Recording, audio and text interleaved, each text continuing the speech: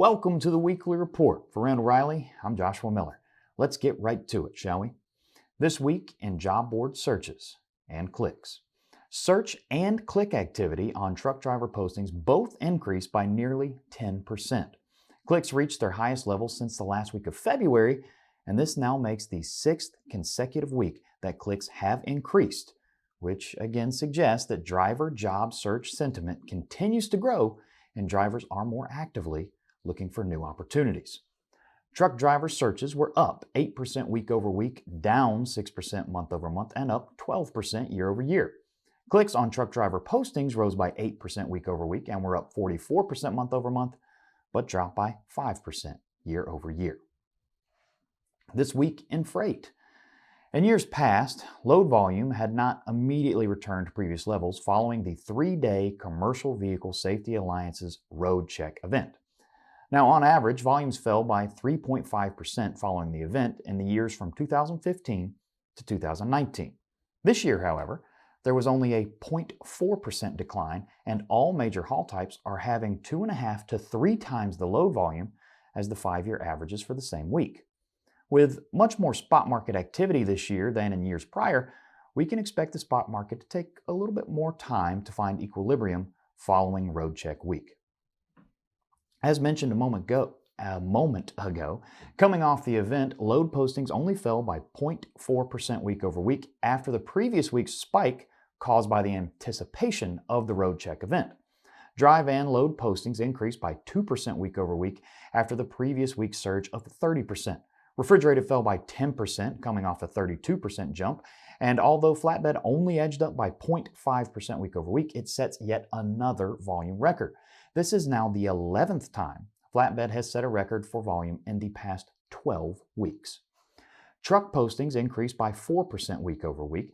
Now, this is a much smaller gain than the 11% drop in truck availability heading into Road Check, but all major haul segments saw increases in truck availability on the spot market week over week. Dry van was up by 4%, refrigerated increased by 7%, and flatbed had gains of 8%. And though the ratio of loads to trucks did fall from last week's record high, the ratio still remains at the second strongest level ever.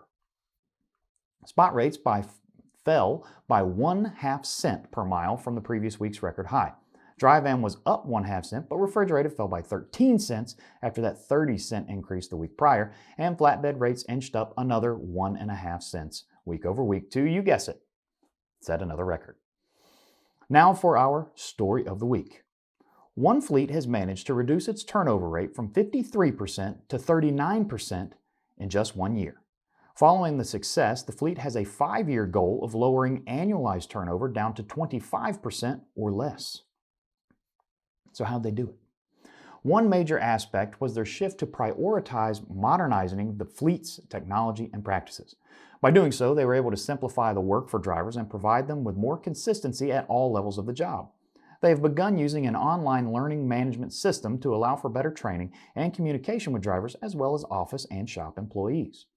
This switch has also allowed them to create and maintain a consistency in their orientation and training. Speaking of orientation, their drivers now complete orientation at home using a computer or mobile device. Because of these improvements, drivers are now able to get on the road with their first load a mere 2 to 3 hours after arriving at the terminal for the very first time. In addition to orientation modernization, the fleet has also launched a driver app in the in-cab mobile platform to streamline the driver workflow, improve operations, maintenance, and safety processes. Another big focus for the fleet has been a concerted effort on improving the consistency and quality of driver communications. To help with this, they now hold live online meetings each week with drivers and staff, as well as providing a driver feedback tool. Meetings cover everything from safety to news to discussions about new technology coming or any changes the fleet is considering making. These meetings see on average of 25 to 35% driver attendance each and every week. It's pretty good. And finally, the fleet has worked to help reinforce safe driving habits by using scorecards. These scorecards assign points and rankings for behaviors such as harsh braking or engine idling. The long-term goal for the scorecards is to highlight good driving habits as opposed to focusing on negative ones. So if you find yourself struggling with driver retention or just looking for some new ideas to improve in the area, maybe think about learning from or building off the success of this fleet. All of these ideas may not be for you, but if anything sticks out from this fleet's success, again, they went from 53% turnover down to 39% in just 1 year, it would seem that focusing on communication and streamlining complicated processes to make the drivers' lives easier are both major factors in driver satisfaction, which satisfied drivers can, of course, lead to better retention. And that does it for this week's report. Come on back and see us next Wednesday for an update on all the major driver recruiting data and a new story of the week. Until then, have a great week, everybody.